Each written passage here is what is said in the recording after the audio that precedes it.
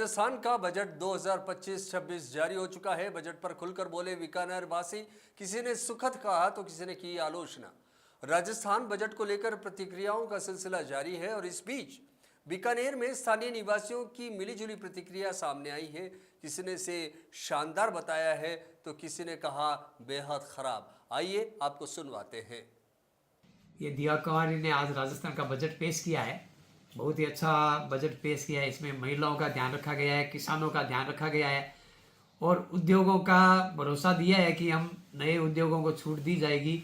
और हमारी काफ़ी टाइम से मांग थी, जो नए उद्योगों को छूट है वो छूट पुराने उद्योगों को मिलनी चाहिए। जिससे क्या है कि आज बहुत ज़्यादा कंपटीशन है मार्केट में, उस कंपटीशन में पुराना उद्योग टिक पाए।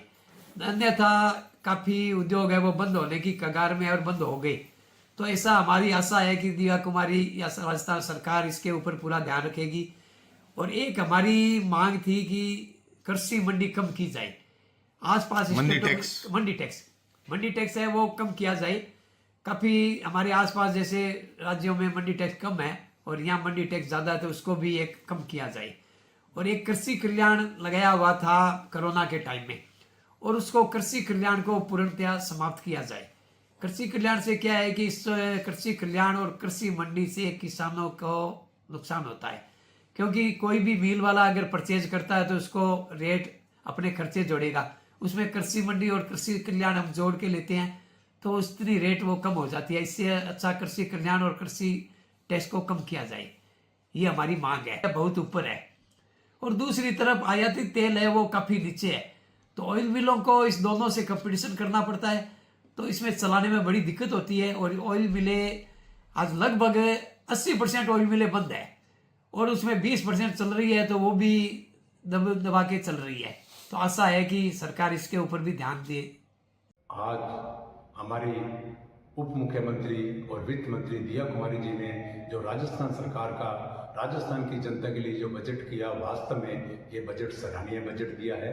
इसमें सबसे जैसे उद्योग के क्षेत्र में आज वेयर हाउसिंग को उद्योग का दर्जा दिया गया, ये एक बहुत बड़ा सराहनीय कार्य है।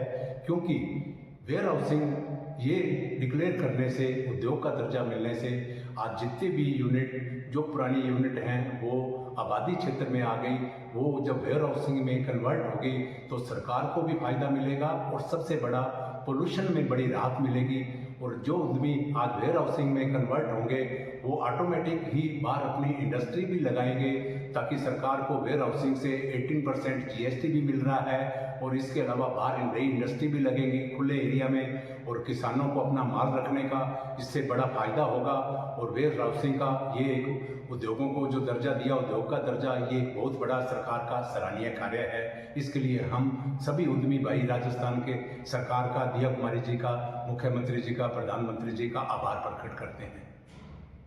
के साथ साथ राजस्थान के अंदर भी दो बीमारियां बहुत ही फैल रही है। उसके अंदर एक तो है जैसे आपके शुगर और दूसरी है कैंसर।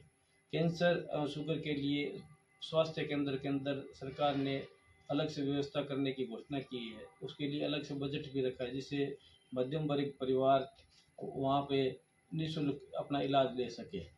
उसके साथ साथ रोजगार के अंदर भी एक बहुत बड़ी समस्या है राजस्थान के अंदर, पूरे देश की तरह ही।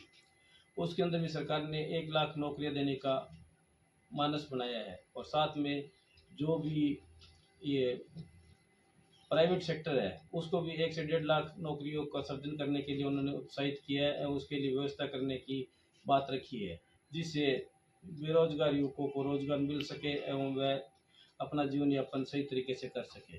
इसी के साथ साथ व्यापार की तरफ भी सरकार ने ध्यान दिया है।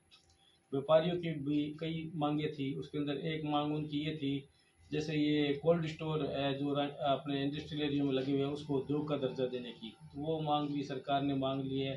कोल्ड स्टोर को अब उद्योग का दर्जा दे दिया गया है। उसके साथ ही साथ सरकार ने जो पुराने वेट के अंदर लंबित मामले पड़े हैं, डिस्प्यूटेड मैटर पड़े हैं, उसके अंदर 50 लाख रुपए तक के डिस्प्यूटेड मैटर को उन्होंने माफ़ करने का फैसला किया है। उसके साथ ही साथ उन्होंने कई ऐसी योजनाएं भी रखी, इसका सरलीकरण करने का प्रयास किया है, जिससे कि व्यापार स्वस्थ तरीके से व्यापारी कर सके और ढंग से कर सके। और सरकार ने सड़कें बनाने के लिए, ग्रीन फील्ड बनाने के लिए बीकानेर जैसे शहर को भी चुना है, इसके अंदर सरकार ने भी अपनी व्यवस्थाएं रखी है और रोडवेज के लिए भी उन्होंने 500 नई बसें चलाने का प्रावधान रखा है।